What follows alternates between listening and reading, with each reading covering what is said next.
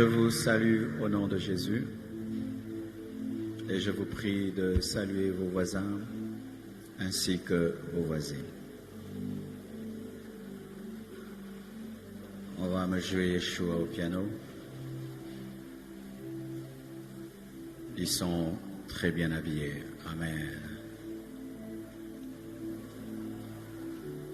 Nous nous tenons debout, nous allons lire Matthieu 24, versets 36 à 44. Nous sommes toujours dans le sous-thème « Qui ne seront pas enlevés ». Depuis que ce programme a commencé, j'ai enseigné sur les 3 venues de Jésus. J'ai enseigné sur ce qui arrivera ce jour-là.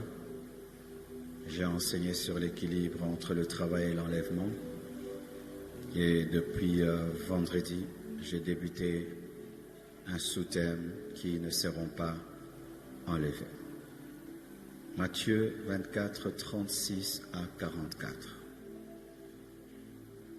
Pour ce qui est du jour et de l'heure, personne ne le sait, ni les anges des cieux, ni le Fils, mais le Père seul. Ce qui arriva du temps de Noé arrivera de même à l'avènement du Fils de l'homme.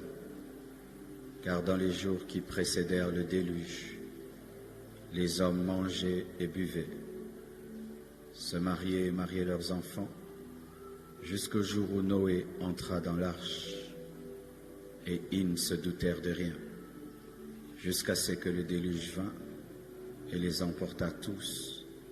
Il en sera de même à l'avènement du Fils de l'homme. Alors de 2 hommes qui seront dans un champ, l'un sera pris et l'autre laissé. De 2 femmes qui moudront à la meule, l'une sera prise et l'autre laissée. Veillez donc, puisque vous ne savez pas quel jour votre Seigneur viendra. Sachez-le bien, si le maître de la maison savait à quelle veille de la nuit le voleur doit venir, il veillerait et ne laisserait pas percer sa maison. C'est pourquoi vous aussi, tenez-vous prêts, car le Fils de l'homme viendra à l'heure où vous n'y penserez pas. Prenez place, s'il vous plaît.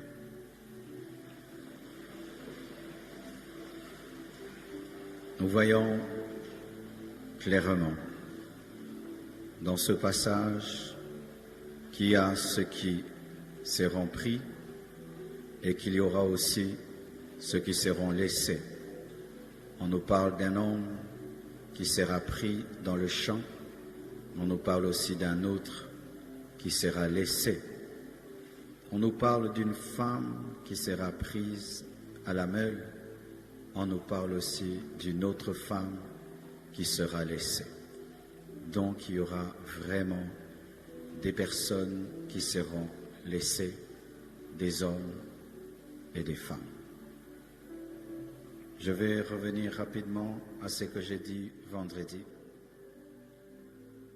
Les vivants sans Christ ne seront pas pris, ne seront pas enlevés. Les vivants sans Christ sont appelés païens, incrédules, rebelles, hommes animaux. Un homme animal, c'est celui qui n'a jamais expérimenté la nouvelle naissance. Donc il est né et jusqu'à la fin, le jour de l'enlèvement, il n'a jamais connu la nouvelle naissance. Ces personnes rateront l'enlèvement. Quiconque n'a pas expérimenté la nouvelle naissance ratera l'enlèvement. Les ignorants également rateront l'enlèvement. Jean 8, 32 nous dit « Vous connaîtrez la vérité et la vérité vous affranchira ». Donc, ignorer la vérité nous garde dans l'esclavage. Troisièmement, ceux qui ont la foi sans les œuvres. Ceux qui connaissent la parole et qui ne la pratiquent pas. Matthieu 7, 21 nous dit « Ceux qui me disent Seigneur, Seigneur n'entreront pas tous dans le royaume des cieux, mais celui-là seul qui fait la volonté de mon Père qui est dans les cieux. Dire Seigneur, Seigneur ne suffit pas pour entrer. Il faut aussi faire la volonté du Père. Les chrétiens mondains et charnels, ceux qui aiment le monde, qui aiment le mal, n'entreront pas aussi. Parce que Jacques appelle cela l'adultère. Lorsque tu es chrétien, mais tu aimes aussi le mal, tu n'entreras pas. Cinquièmement, les rétrogrades, ceux qui ont aimé Dieu pendant un temps, mais qui sont rentrés en arrière parce que Jésus tardait, n'entreront pas. La Bible dit, mais celui qui persévérera jusqu'à la fin sera sauvé. Celui qui commence et qui s'arrête en cours de route n'entrera pas. Les apostats, c'est-à-dire des gens, selon Hébreux 6, 4 à 6, qui ont servi Dieu à un certain niveau très élevé, mais qui sont rentrés en arrière, qui ont renié Jésus, n'entreront pas.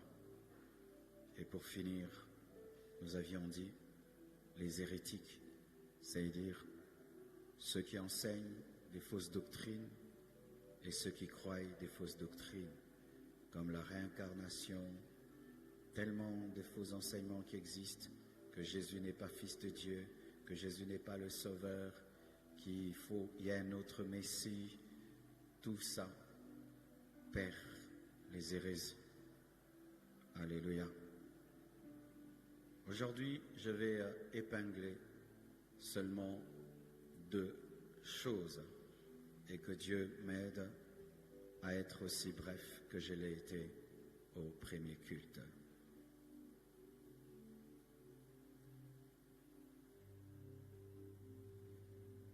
Voici encore d'autres personnes qui rateront l'enlèvement, les serviteurs d'iniquité.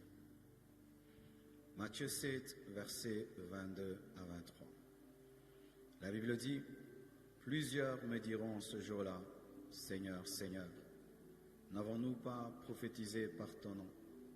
N'avons-nous pas chassé les démons par ton nom?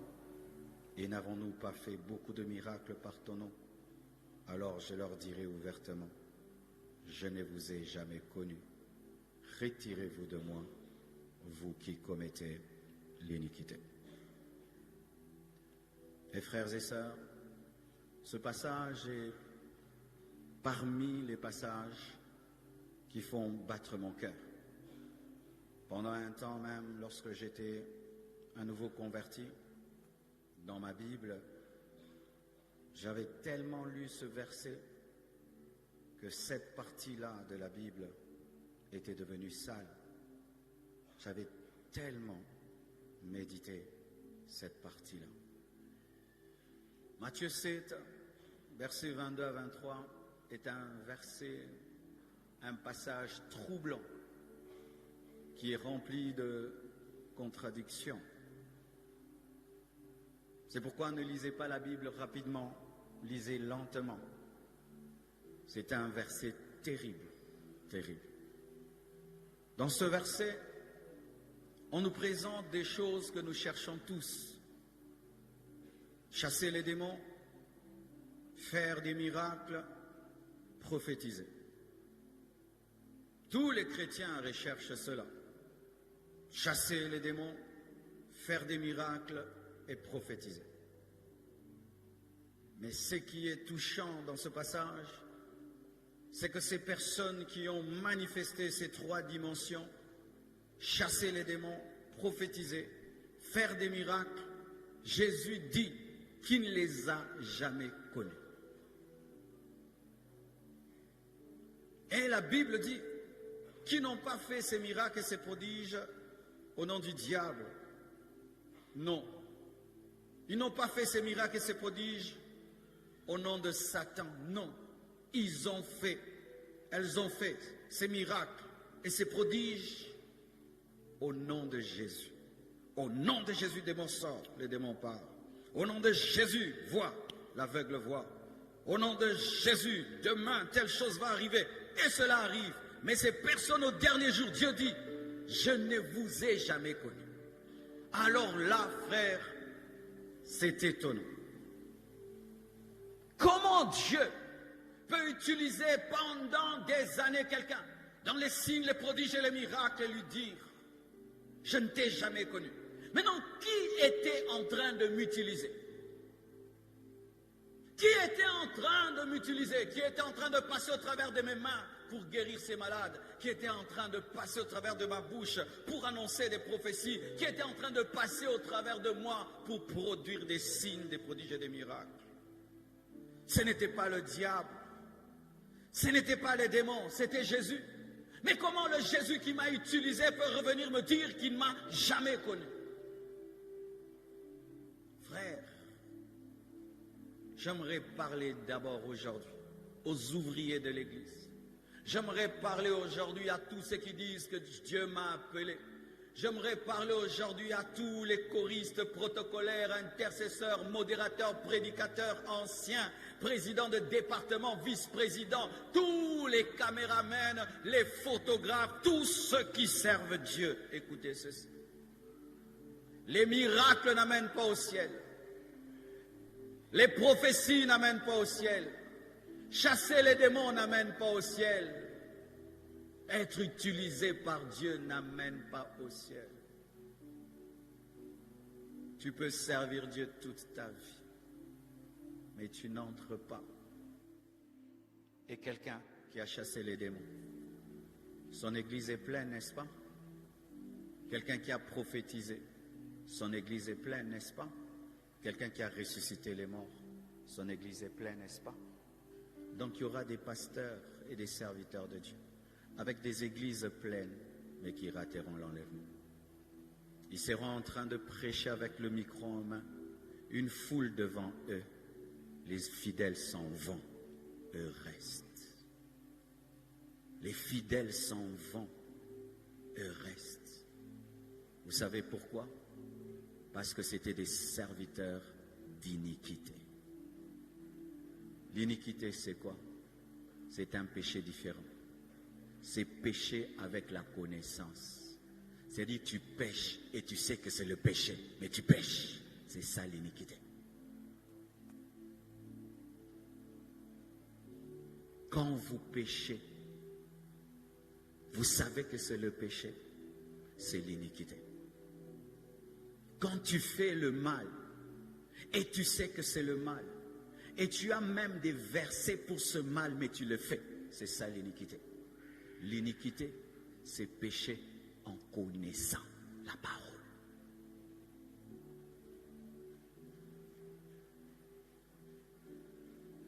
Il ne suffit pas, mes frères, de passer ici pour aller au ciel. Il ne suffit pas d'avoir des responsabilités à l'église pour aller au ciel. Il ne suffit pas de ressusciter les morts pour aller au ciel. Tu peux faire tout ça. Il te dit qu'il ne t'a jamais connu. Parce que tu n'as été qu'un instrument, mais tu n'as jamais été l'épouse. Mes travailleurs travaillent pour moi, mais ils ne dorment pas avec moi. Ils ne sont pas mon épouse. Et tu peux être serviteur de Dieu, mais tu n'es pas l'épouse de Jésus. C'est l'épouse qui sera enlevée. Avant de faire tout ce que tu fais pour Dieu, rassure-toi que tu es en communion avec lui. Avant de faire tout ce que tu fais pour Dieu, rassure-toi que tu le connais. Parce que tu peux faire beaucoup pour lui, mais tu ne le connais pas. Tu ne le connais pas. Ces gens pensaient que comme je fais des miracles, comme je fais des prodiges, donc je suis en communion avec Dieu. C'est faux. Dieu peut t'utiliser dans le péché. Dieu peut t'utiliser dans le péché. Samson était dans le péché. Il venait de coucher avec une femme prostituée. L'onction n'est pas partie. L'onction n'est pas partie. Il a déplacé une porte.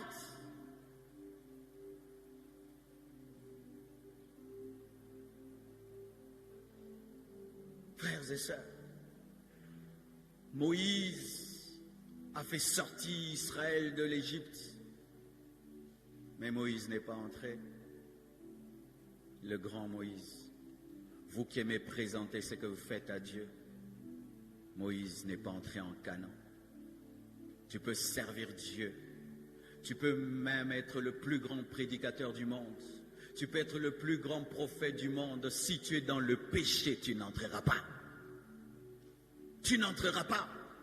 Parce que tu es un serviteur, tu n'es pas une épouse. Mais malheureusement aujourd'hui, les gens aiment tellement servir Dieu, mais ils n'aiment pas Dieu.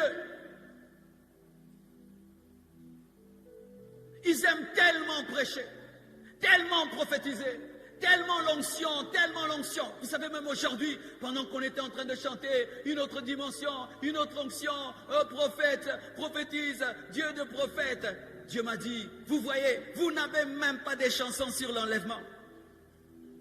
Nous n'avons même pas des chansons sur l'enlèvement. Nous ne trouvons pas des chansons sur l'enlèvement. Parce que nous sommes concentrés sur prophétiser, faire des miracles et des prodiges, mais pas sur son retour, de sorte que même nos cantiques manquent le retour de Jésus. Et j'ai commencé à chercher dans ma tête un cantique que je pouvais chanter pour l'enlèvement. Je n'ai trouvé qu'un seul. J'irai là-bas parmi les anges. Où est l'autre cantique sur l'enlèvement?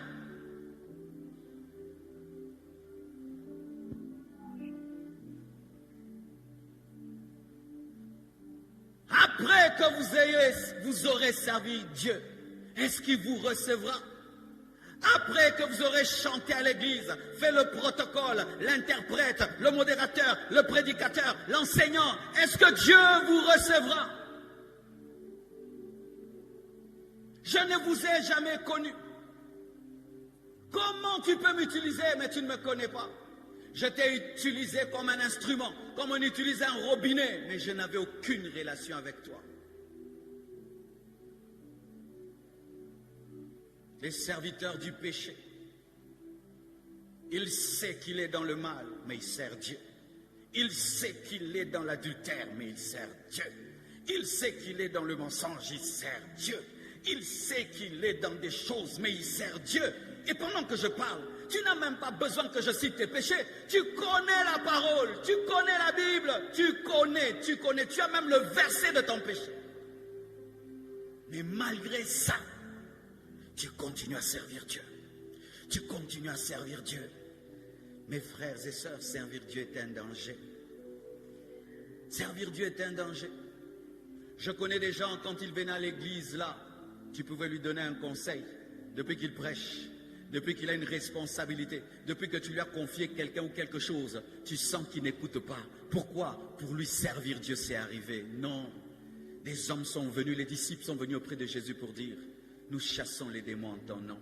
Les démons nous sont soumis. Jésus a dit, ne vous réjouissez pas de ce que les démons vous sont soumis. J'ai vu le diable tomber du ciel comme un éclair. Mais réjouissez-vous d'une chose, que vos noms soient écrits dans le livre de vie. Réjouissez-vous de ce que vos noms sont écrits dans le livre de vie. Ne te réjouis pas de prophétiser. Ne te réjouis pas de faire des miracles. Ne te réjouis pas de ressusciter les morts. Réjouis-toi d'avoir une intimité, une communion avec Dieu. Sinon, tout cela ne sert à rien.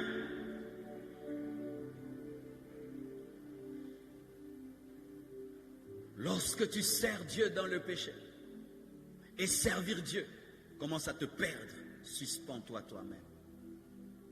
Arrête de servir Dieu si tu es dans le péché. Tu sais, quand tu sers Dieu dans le péché, ton cœur s'endurcit. Le cœur devient endurci. Pourquoi? Tu peux venir là, tu as péché. Tu montes à la chair, tu pries comme ça, quelqu'un est guéri. Tu peux être là, tu es dans le péché, tu chantes comme ça. Tout le monde après le culte vient te dire, il y avait une forte présence. Mais toi-même, tu sais que tu n'es pas dans la communion avec Dieu. Ça va t'encourager dans le mal. Et tu meurs, tu n'entres pas. Jésus revient, tu restes. Un jour, un pasteur, un aîné dans la foi m'a éveillé. J'étais un nouveau converti. Et je considérais que Dieu utilisait les hommes parfaits. Et puis il a dit, frère, un jour, j'étais tellement en colère. Et une femme est venue dans l'église. Elle avait un enfant malade. Elle m'a dit, pasteur, prie pour lui. J'ai voulu refuser parce que je savais que j'étais dans le péché. Et que Dieu n'allait pas m'utiliser. La femme a tellement insisté. Et j'ai prié pour elle. Et qu'est-ce qui est arrivé? L'enfant était guéri. Malgré que moi-même je savais que je n'étais pas en communion avec Dieu. Depuis ce jour-là, je ne me fie plus au miracle. Ne te fie pas au miracle. Oh, j'ai prié, Dieu m'a exaucé. Dieu peut t'exaucer, mais n'est pas en communion avec toi. Mais t'exauce pour son nom, pour le respect de son nom. Je peux arriver quelque part là, tu as cité mon nom et j'interviens. Ce n'est pas que je suis d'accord avec toi, mais pour mon honneur, j'interviens. Mais je ne suis pas d'accord avec toi. Il y a des choses que Dieu fait dans nos vies seulement pour son honneur, mais il n'est pas d'accord avec nous. En ce jour-là, plusieurs diront, nous avons prophétisé en ton nom. Nous avons chassé les démons. Nous avons fait des miracles. Mais je leur dirai, je ne vous ai jamais connu. Quelle honte serait. Je suis en train de prêcher. L'enlèvement vient. Vous partez et moi je reste. Comment je vais conclure ma prédication? Quelle honte serait. Il est en train d'interpréter. Ceux à qui il interprète s'en vont. Lui, il reste en train d'interpréter. Quelle honte serait. Vous êtes en train de chanter. L'église s'en va. Vous continuez à chanter. Vous allez clôturer votre chanson comment? Tu es en train de filmer. Les gens s'en vont. Tu vas continuer à filmer qui? Ça sert à quoi? De servir Dieu dans le péché. Vaut mieux arrêter de servir Dieu dans le péché. Comme ça, pendant un temps, tu te reconsidères comme infidèle pour que Dieu te transforme. Et voyez cette maladie que nous avons. Quand tu deviens serviteur de Dieu, si quelqu'un t'appelle frère, on est fâché. Pourquoi tu m'appelles frère? Je suis serviteur de Dieu. Mais un enfant de Dieu est supérieur à un serviteur de Dieu? Entre un enfant de Dieu et un serviteur de Dieu, qui est supérieur? C'est l'enfant de Dieu. Comment tu m'as appelé frère Marcelo? Mais je suis frère Marcelo. Je ne peux pas être pasteur Marcelo sans être le frère Marcelo. Être enfant de Dieu est plus important qu'être apôtre, qu'être pasteur. Si vous ne savez pas, les pasteurs n'entreront pas. Ce sont les enfants de Dieu qui entreront. Mais qu'est-ce qui arrive souvent? Lorsqu'on devient serviteur de Dieu, on oublie qu'on est un enfant de Dieu. Ainsi, la Bible, c'est pour les autres. Se repentir, c'est pour les autres. Lorsque je fais des appels ici à la repentance, j'espère que tu ne passes pas devant pour ne pas scandaliser les gens, mais que là où tu es assis, tu te répands. Parce que des fois, on ne passe même plus devant.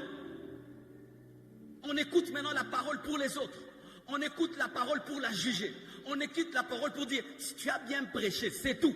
Pas pour dire, j'ai changé. Même si tu es prédicateur, tu dois écouter la parole comme un fidèle. Même si tu es ouvrier, tu dois écouter la parole comme un fidèle. Mais qu'est-ce qui arrive? Plus on commence à servir Dieu, on devient là pour apprécier la parole.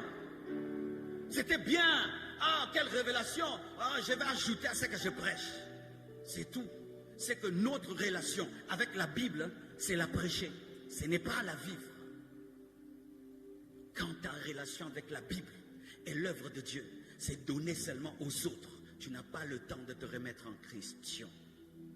Au dernier jour, il te dira, je t'ai utilisé, mais je ne te connaissais pas. Un jour, frère, on a fait un jeûne ensemble, Alpha 21. Et là, j'ai eu une expérience. J'ai vu une armée qui me pourchassait. Elle était habillée autrement. Elle avait des armes terribles. C'est comme si j'avais volé quelque chose. Et j'avais un problème avec une grande autorité. Je ne comprenais pas bien au début de la vision. Et cette armée me poursuivait, me poursuivait. Je courais, je me cachais, mais elle me retrouvait toujours. Elle savait en avance ce que j'allais faire. Jusqu'à ce qu'elle m'a attrapé. Cette armée m'a jeté par terre. Et ces militaires ont commencé à m'écraser. Écraser la poitrine. Ils m'écrasaient avec leurs pieds. La poitrine, ils écrasaient. Comme si j'avais quelque chose là qui devait détruire. Et au milieu d'eux, il y avait quelqu'un, il était calme. Il leur donnait des ordres, mais il ne parlait pas. Mais je sentais que c'était le chef. Je ne voyais pas son visage. Je voyais seulement quelqu'un debout qui était calme. Il était autoritaire. Et puis, tout d'un coup, il a parlé. Sans que je voie son visage, il a dit, c'est moi qui suis mort pour l'église. C'est moi qui suis mort pour l'église. C'est moi qui suis mort pour l'église. Tout d'un coup, je me suis rendu compte que c'était Jésus. Et quelque chose avait commencé en ces temps-là. Je crois il y a 7 ans ou 8 ans, je ne sais plus. Comme un culte de la personnalité autour de moi. Comme un culte. J'avais fait même des contrats avec des entreprises pour, si je parle seulement, on me donne l'argent, je fais ceci. Et j'ai senti que j'avais touché à la gloire de Dieu. Et dans mon esprit, j'ai dit, je vais mourir. C'est comme ça que meurent les personnes qui ont touché à la gloire de Dieu. J'ai appris ça. Donc c'est comme ça. Je suis entré en jeûne et il va me tuer parce que j'ai touché à sa gloire. Et dans mon cœur, je me repentais. Cette armée pouvait lire dans mon cœur. Quand seulement je commençais à me repentir dans mon cœur, ils ont arrêté de me taper. Ils se sont arrêtés. Ils se sont tournés. Ils ont commencé à partir. Le chef aussi est parti. Et quand ils sont arrivés loin, l'un des guerriers m'a regardé sans parler. Il m'a transmis des paroles dans mon cœur et m'a dit, on te donne une seconde occasion. Arrange, change ça. Mais quelque chose m'avait blessé dans cette vision. Celui qui était au milieu ne m'avait pas regardé. Il ne m'avait pas parlé. Il ne m'avait pas regardé. Comme s'il me méprisait. Il était très en colère contre moi parce que j'avais touché à sa gloire. Et il est parti. Frères, sœurs, je rends grâce à Dieu que cela me soit arrivé avant ma mort et que j'ai eu le temps d'arranger. Et j'ai commencé à arranger. Et j'ai commencé à arranger jusqu'aujourd'hui. Je veille à ne jamais toucher à la gloire de Dieu. Tu peux être là, tu sers Dieu. Tu crois que Dieu t'acclame. Il ne te regarde même pas. Tu peux être là, mon frère. Tu penses que tu es le super serviteur de Dieu. Il ne te regarde même pas. Parce que dans ta vie, il y a quelque chose que tu connais, que tu dois arrêter, mais que tu n'as jamais arrêté. Mais qu'est-ce que tu fais au lieu de changer? Tu le sers, tu le sers, tu le sers. Il t'a dit qu'il avait besoin de ton service. Il n'en a pas besoin. Oh frère, Paul est mort, l'œuvre de Dieu a continué. Pierre est mort, l'œuvre de Dieu a continué. Quand Dieu te dit d'arrêter de le servir et d'arranger ta vie, arrête. Ce n'est pas parce que tu arrêtes de servir Dieu que la chorale va mourir. Elle va continuer. Ce n'est pas parce que tu arrêtes pendant une année de prêcher que les prédicateurs vont finir. Toi, mets-toi de côté. Regardez dans les courses, les Formule 1. Tu vas voir quelqu'un, il est même premier, mais on le téléphone, ton pneu là, il va crever. Stop, stop, gare-toi, arrange. Il gare même s'il est premier. Il accepte pendant un temps d'être dernier, mais il sait qu'avec un bon pneu, il sera premier. Des fois, il faut arrêter de servir Dieu. Aller en retraite, revoir ton cœur, revoir ta vie. Sinon, il ne te connaît pas. Et ce qui est pitoyable dans ce pays, un homme de Dieu, c'est celui qui chasse les démons. Un homme de Dieu, c'est celui qui prophétise. Un homme de Dieu, c'est celui qui fait des miracles. Même s'il est adultère, même s'il a des copines dans toute la ville de Kinshasa, même s'il est divorcé, et divorcé, et divorcé, même s'il commet des bêtises que tout le monde connaît, on n'a que faire de ça. Faites très attention avec l'approbation des hommes. Ce n'est pas parce que les hommes t'appellent homme de Dieu que tu es homme de Dieu. Ce n'est pas parce que les hommes disent que Dieu est avec toi que Dieu est avec toi. Dieu n'est pas avec moi parce que cette église se remplit 3 fois dimanche. Dieu est avec moi en fonction de ce que je suis dans ma chambre, ce que je suis dans mon secret. Dieu n'est pas avec moi parce que cette église grandit. Dieu n'est pas avec moi parce que je suis connu. Dieu n'est pas avec moi parce que je voyage et j'ai rempli des salles. Ce n'est pas ça, avoir Dieu. Ce n'est pas ça. Il y a des hommes de Dieu, ils ont une petite église de 3 personnes. Ils entreront. D'autres qui ont 10 000 membres qui n'entreront pas.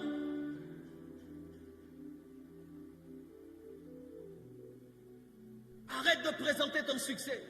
Ton succès n'impressionne pas Dieu. Dieu n'est pas impressionné par toi. Dieu a eu des serviteurs de Dieu qui te dépassent de loin. Est-ce qu'on peut te comparer à Paul? Est-ce qu'on peut te comparer à Pierre? Est-ce qu'on peut te comparer à Abraham? Parce que des fois nous présentons ce que nous faisons pour Dieu. Dieu, non, comprends mon péché. Regarde ce que je fais pour toi. Ce que tu fais pour Dieu. On peut te comparer à Wesley. On peut te comparer à Finney. On peut te comparer à des gens qui ont servi Dieu à un niveau. Ce que tu présentes à Dieu sont des cacahuètes. Dieu n'est pas impressionné par notre service. Dieu est impressionné par notre obéissance. Dieu est impressionné par notre amour. Dieu n'est pas impressionné par ma prédication. Il y a des gens qui ont prêché ce verset plus que moi. Dieu n'est pas impressionné par le fait que j'ai prêché 2 cultes. Je connais un pasteur qui a 70 ans, qui prêche 4 fois dimanche. Dieu n'est pas impressionné par la taille de cette église. Il y a des églises, cette église c'est la chorale. Dieu n'est pas impressionné par tout ça. Dieu est impressionné par ton obéissance.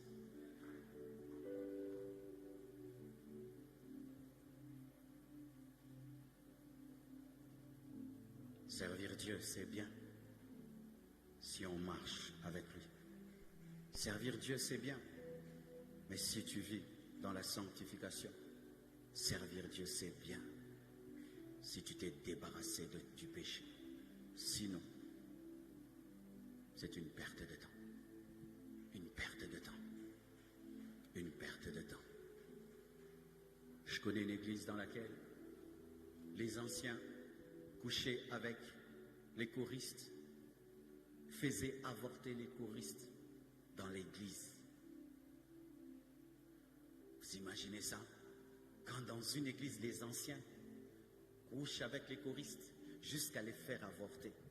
Donc ces gens-là ont oublié. C'est quoi Dieu? C'est quoi l'église? C'est dire que la notion de Dieu les a quittés. Mais ils sont appelés anciens. Ils sont appelés choristes. Et les choristes chantent en avortant. Les anciens prêchent en faisant avorter. Fais très attention. Ne te trompe pas. Dieu n'est pas impressionné par ton travail.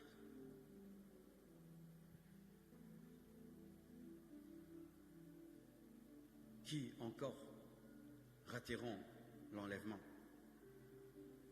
Ceux qui sont morts sans Christ dans leur vie.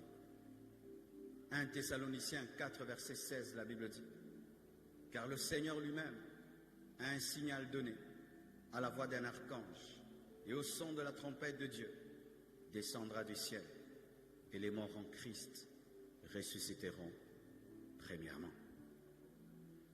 Voici ce qui arrivait avant Jésus quand les gens mouraient. Avant, quand les gens mouraient, tous allaient dans le séjour de mort. David, tous, Abraham, quand ils mouraient, ils allaient dans le séjour de mort. Mais le séjour de mort était divisé en 2 parties. Il y avait le bon séjour de mort et le mauvais séjour de mort. Le mauvais séjour de mort était appelé Hadès ou Sheol, et le bon séjour de mort est appelé Saint d'Abraham ou lieu de repos. Et la Bible nous en parle dans l'histoire du riche et de Lazare. Certains disent que l'histoire du riche et de Lazare était une parabole. Pour ma part, je ne crois pas que c'était une parabole, parce que voici comment on étudie les paraboles. Dans les paraboles, on ne donne pas les noms.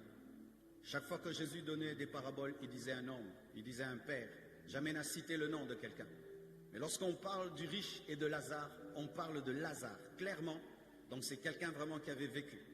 Mais Jésus-Christ pouvait traverser, transpercer l'après la vie pour voir ce qui se passait dans la mort. Et Lazare s'est retrouvé dans le bon séjour de mort et le riche s'est retrouvé dans le mauvais séjour de mort. Et lorsque Jésus-Christ est venu, qu'est-ce qu'il a fait? En mourant à la croix, il a transphasé le bon séjour de mort dans le paradis.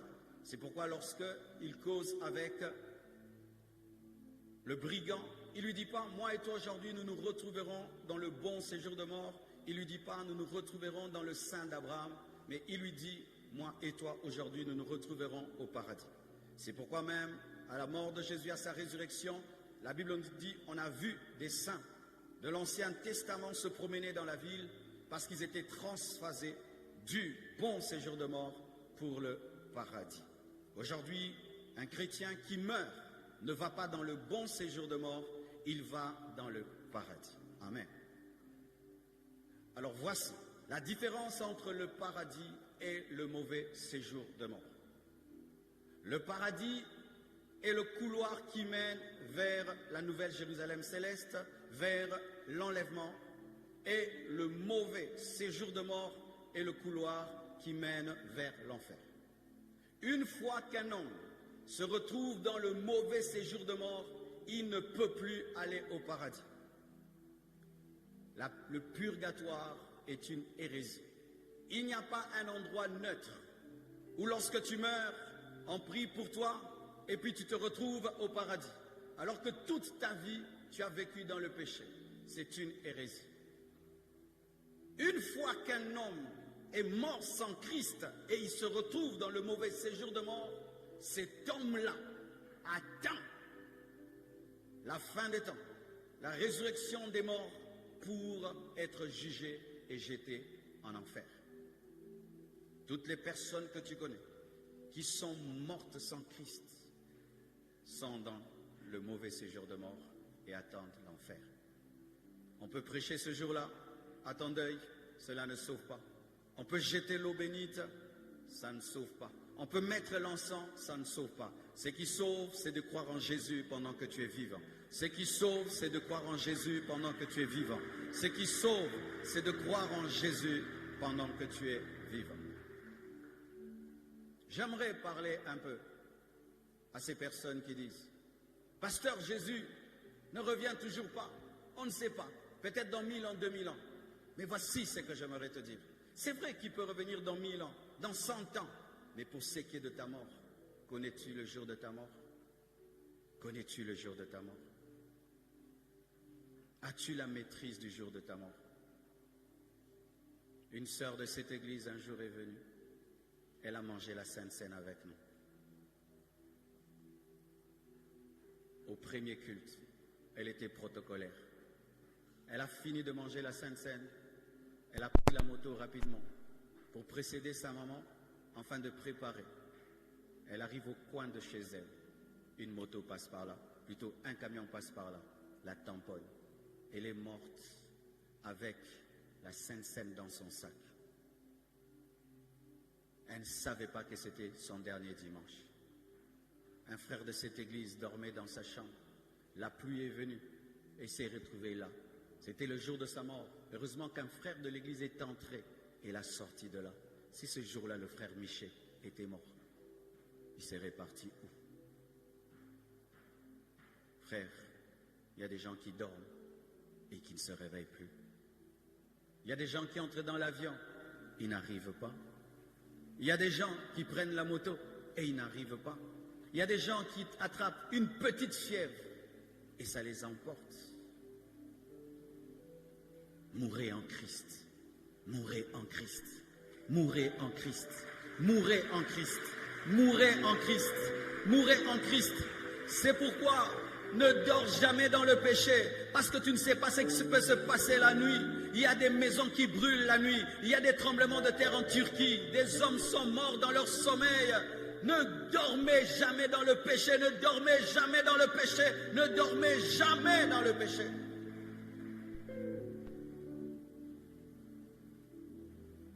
Alain Moloto est parmi les gens qui m'ont marqué pour ce qui est de leur mort. Avant qu'Alain Moloto ne meure, mes frères, il est venu nous voir. Il est venu nous parler de comment il se sentait. Et il a demandé la prière.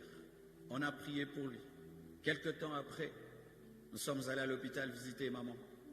Et on nous a dit qu'il était aussi à l'hôpital. On est allé le visiter. Et qu'on a prié avec lui. Maman Blanche voit une vision. Elle le voit en blanc, en haut. Elle dit non, je ne l'ai pas vu là, il était. Je l'ai vu, il était plus beau. Mais il était en haut. Il était en blanc. Et là, j'ai su qu'il n'allait pas vivre. Quelque temps après, je suis allé faire une retraite. Quand j'entre dans le lieu de la retraite, les gens m'accueillent et disent « Pasteur, tu es venu visiter Alain ?»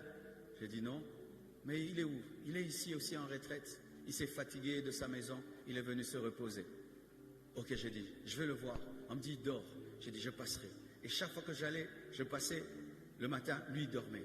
Donc on était à un même endroit, mais on ne se voyait pas.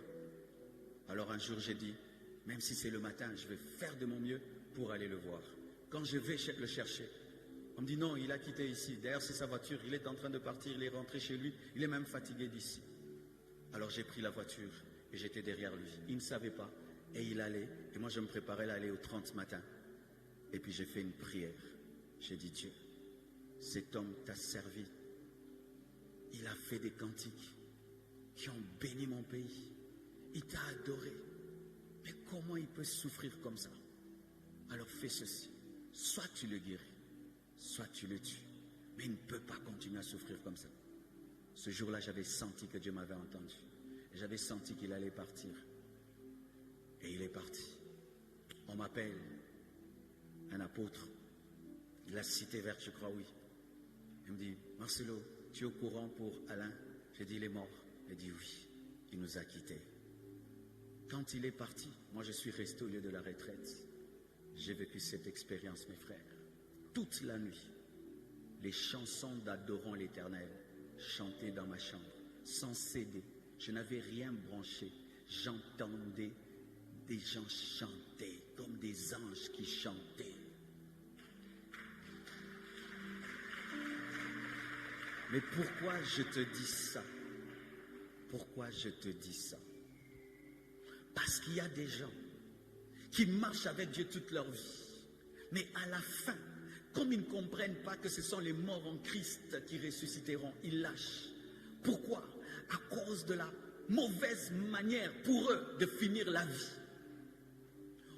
Ils meurent tristes, ils meurent incrédules et ils disent, Dieu, je t'ai servi toute ma vie, c'est comme ça que tu me récompenses, avec une telle maladie. Mais lui, à la fin de sa vie, il était plus spirituel qu'avant.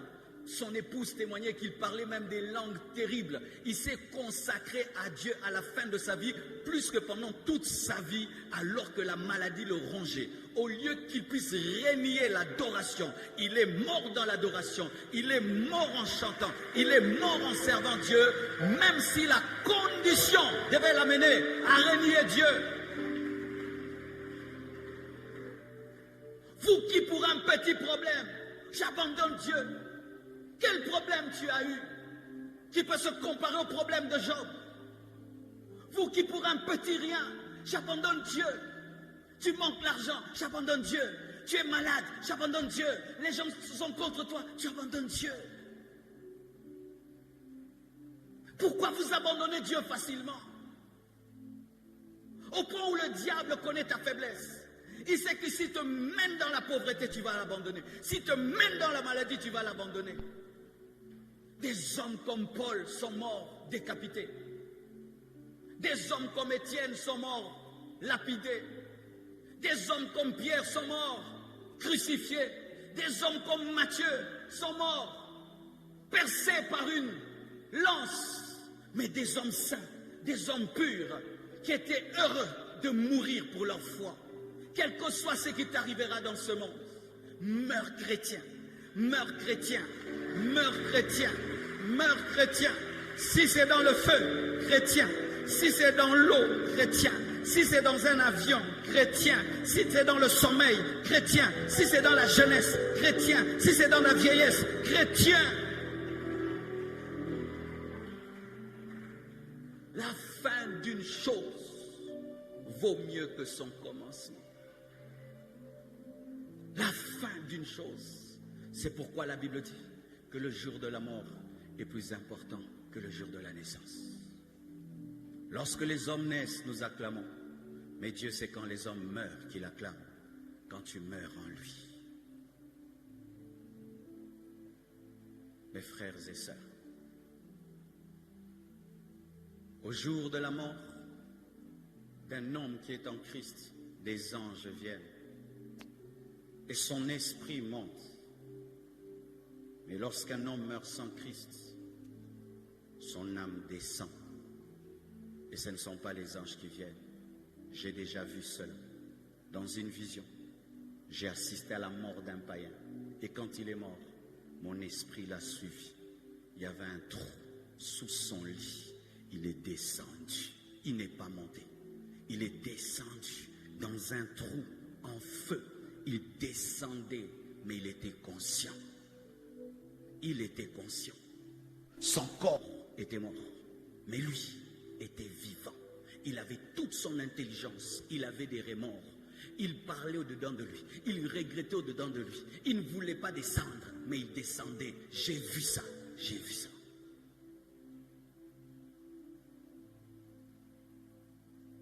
Frère, toi qui es venu ce dimanche, comme un sympathisant, comme un observateur, je te dis ceci, frère. Si le Jésus que je prêche n'est pas entré dans ta vie, tu es l'homme le plus malheureux de la terre. Tu es l'homme le plus pauvre du monde. Tu es l'homme le plus maudit de la terre. Tu es l'homme le plus en danger.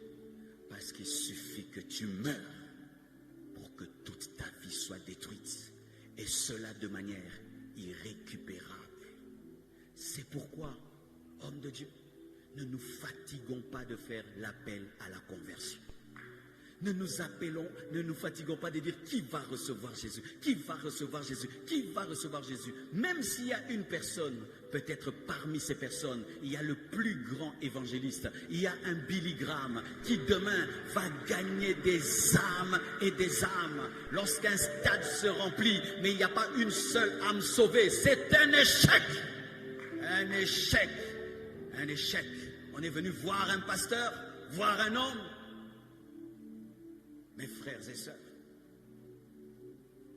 si tu meurs maintenant, vas-tu mourir en Christ? Si cet hangar prenait feu, vas-tu mourir en Christ? Des questions que nous nous posons rarement.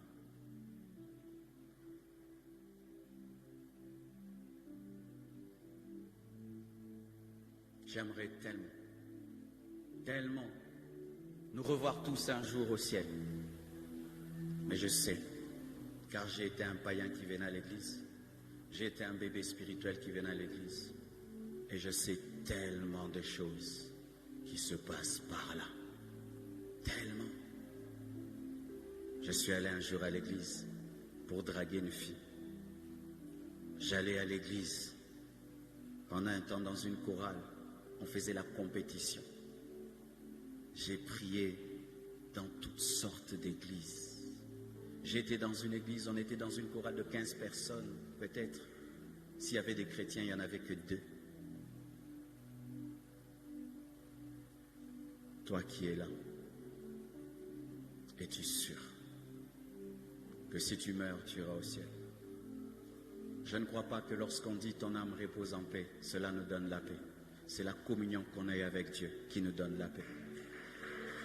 Le monde entier peut venir à ton deuil et dire que ton âme repose en paix. Tu ne reposeras pas en paix. La paix vient de Dieu. La paix vient de la communion avec Dieu. La paix ne vient pas d'une gerbe de fleurs. Les deuils, de mieux en mieux organisés aujourd'hui. Il y a la moquette rouge, la moquette verte, des altars. C'est devenu classe les deuils. Mais ce n'est pas la beauté du deuil qui détermine l'éternité. C'est ta communion avec Dieu. Tout le pays peut te pleurer et mettre ton panneau partout. Adieu ceci, adieu cela. Ce n'est pas tout le monde qui va à Dieu. Ce n'est pas tout le monde qui va à Dieu. Tous les hommes viennent de Dieu, mais ce ne sont pas tous les hommes qui retournent à Dieu. Seuls ceux qui ont rencontré Jésus et qui ont pratiqué sa parole. Pratiquer sa parole, pas seulement rencontrer, pratiquer sa parole. Je termine avec le message prophétique que j'ai reçu au premier culte.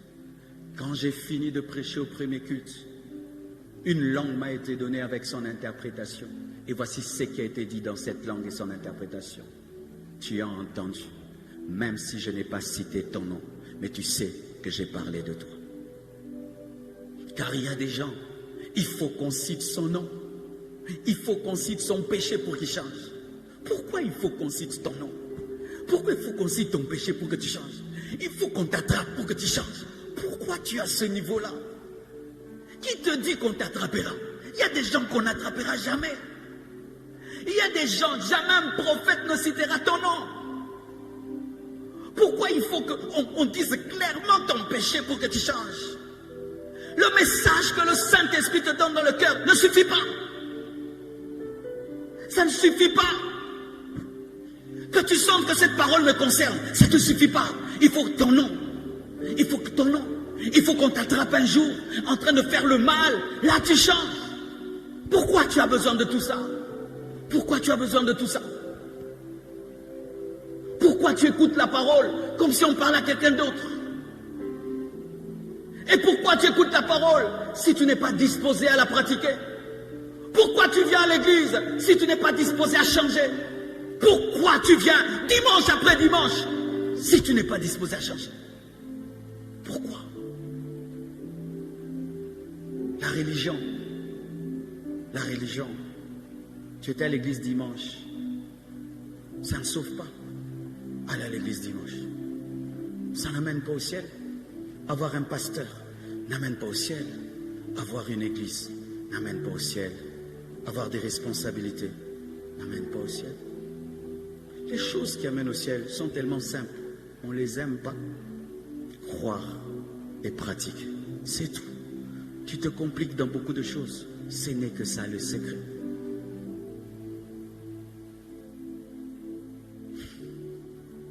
Que Dieu vous bénisse abondamment.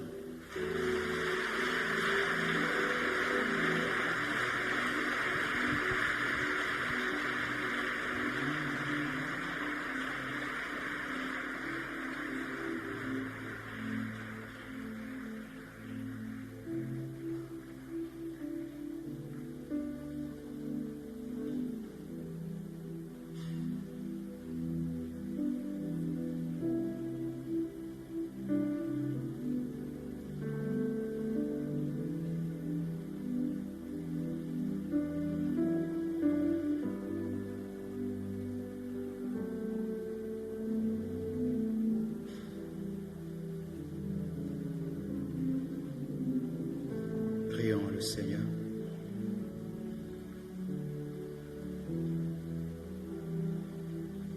J'irai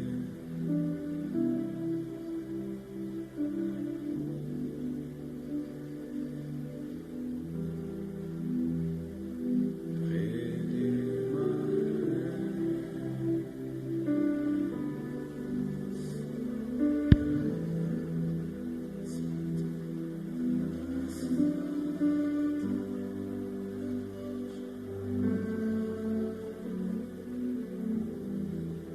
dire à Jésus,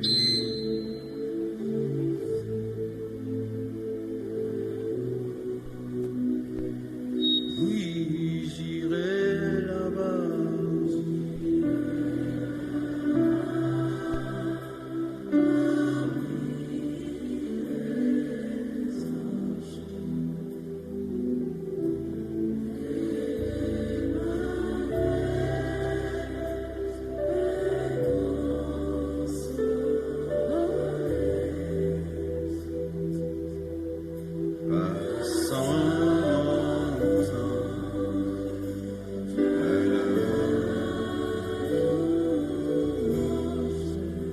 Dire à Jésus,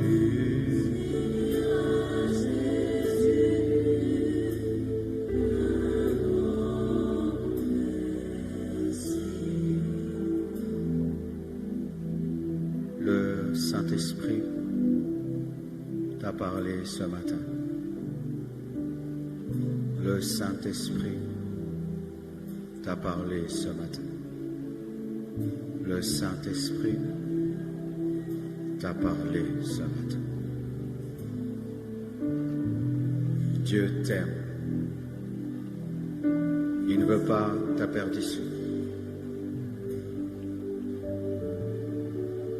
Prions tous, je sens sa présence ici. Prions.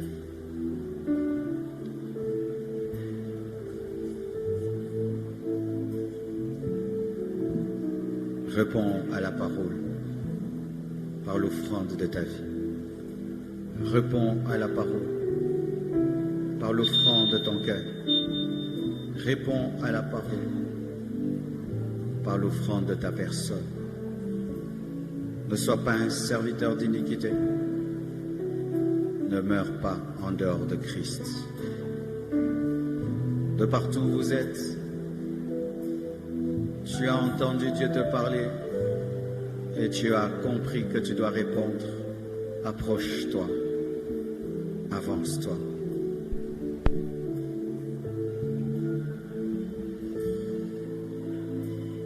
Alléluia.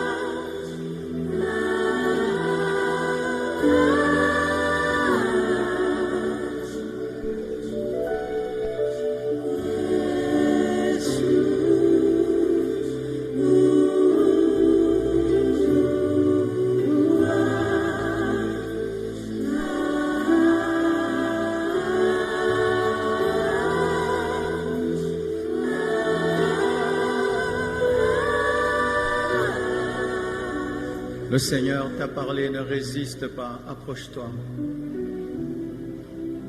Approche-toi. Approche-toi. Kore blasko tele baba.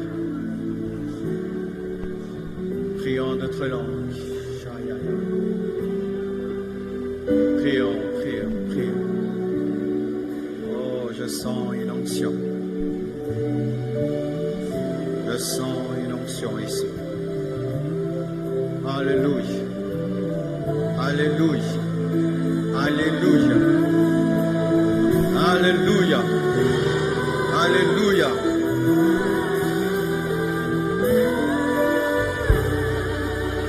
Alléluia. Alléluia. Alléluia.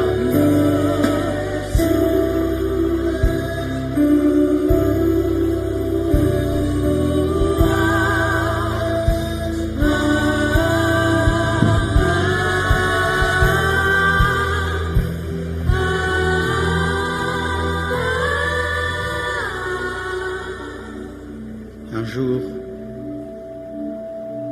dans notre église, nous avions reçu un homme de Dieu. Il avait prêché sur la repentance. Et j'étais déjà un serviteur à l'église.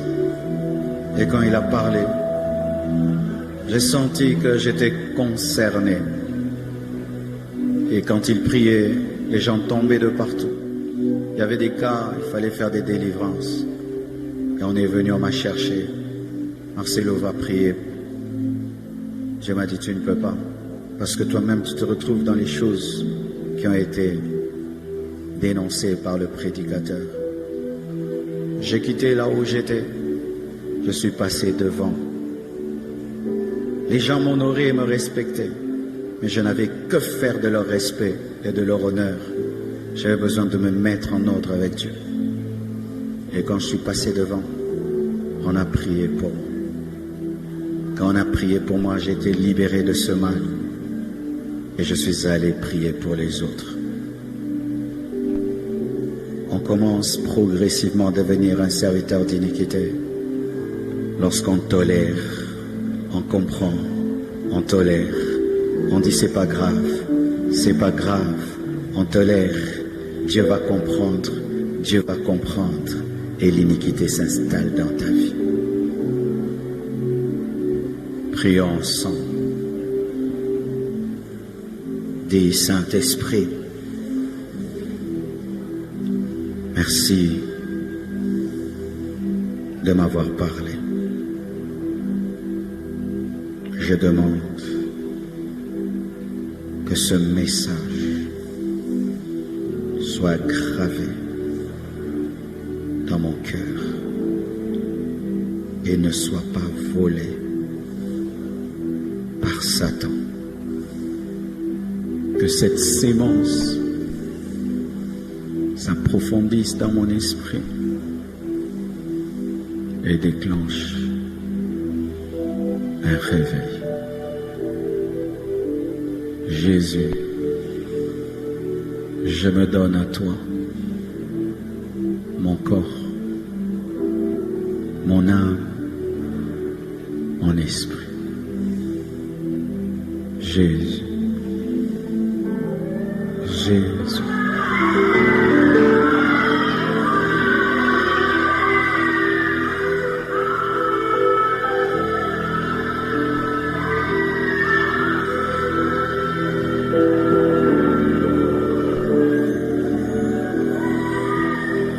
Kirezipaka, Ramazipaka, Ramazikapa.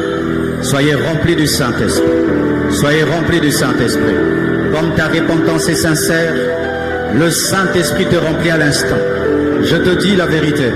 Je te dis la vérité. Je te dis la vérité. Comme ta repentance est sincère. Comme ta repentance est sincère. Il attendait seulement que tu enlèves ça. Il attendait seulement que tu reconnaisses ça. Comme tu as reconnu ça. Comme tu as enlevé ça. Sois rempli!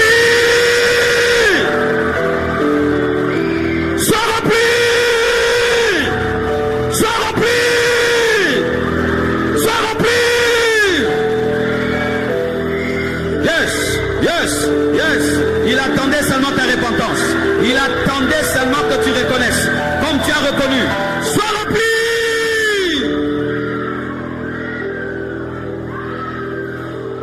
Il attendait ça. Il attendait seulement que tu reconnaisses pour remplir ta vie. Et je te dis que désormais, il t'accompagnera. Désormais, il marchera avec toi. Et tu ne seras plus un serviteur d'iniquité. Tu seras l'épouse, tu seras l'épouse, tu seras l'épouse, tu seras l'épouse, tu seras l'épouse, tu seras l'épouse, tu seras l'épouse, tu seras l'épouse, tu seras l'épouse.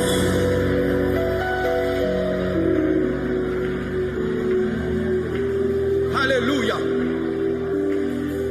Même toi qui me suis sur Internet, qui as reconnu ton mal aujourd'hui, le Saint-Esprit te remplit, le Saint-Esprit te remplit, le Saint-Esprit te remplit. Seulement le piano. Car voici ce qui arrive. C'est que lorsque tu sers Dieu et il y a l'iniquité dans ta vie, c'est comme une bouteille de 5 litres qui est remplie par du plastique à 3/4. Même si on met de l'eau, jamais tu n'auras 5 litres parce qu'il y a des choses dedans qui doivent partir. Mais lorsque tu reconnais ton iniquité, tu te vides pour être rempli. Tu te vides pour être rempli. Tu te vides pour être rempli.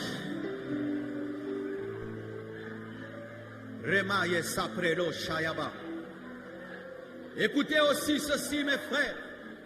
Ne ratez jamais l'occasion pour faire entrer un homme au ciel. Ne ratez jamais l'occasion pour qu'un homme reçoive Jésus avant sa mort. Ne ratez jamais ce penalty. Quand on te donne l'occasion de prêcher dans un deuil, prêche. Quand on te donne l'occasion de prêcher à l'université, prêche. Ne va pas amuser les gens. Ne va pas chercher à être une star. Ne cherche pas à être un grand prédicateur. Bouleverse les vies. Dieu ne t'a pas appelé à être un grand prédicateur. Il t'a appelé à bouleverser la vie. Les gens cherchent à être des grands prédicateurs. Dieu n'a que faire des grands prédicateurs. Dieu veut des hommes qui bouleversent les vies.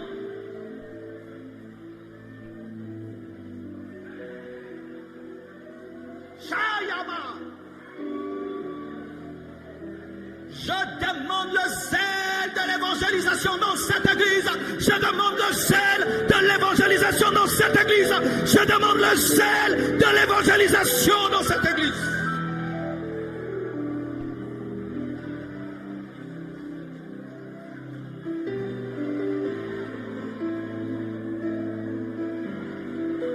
Alléluia.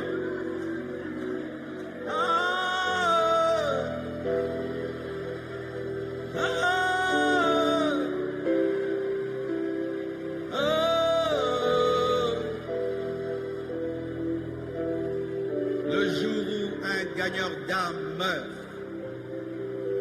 et il va au ciel, imagine toutes ces âmes que tu as gagnées qui te disent merci. Imagine les gagneurs d'âme au tribunal de Christ. Combien de gens te diront merci? Je suis au ciel grâce à toi. Je suis au ciel grâce à toi. Je suis au ciel grâce à toi. Je suis au ciel grâce à toi. Chrétiens, chrétiens, ne jouez pas avec le temps que Dieu vous donne. Ne jouez pas avec les oreilles des hommes. Quand un homme te donne son oreille, dis des choses importantes. Quand un homme te donne son oreille, touche son éternité. Si chacun de nous comprend cela, mes frères, alors nous allons dépeupler l'enfer et remplir le ciel.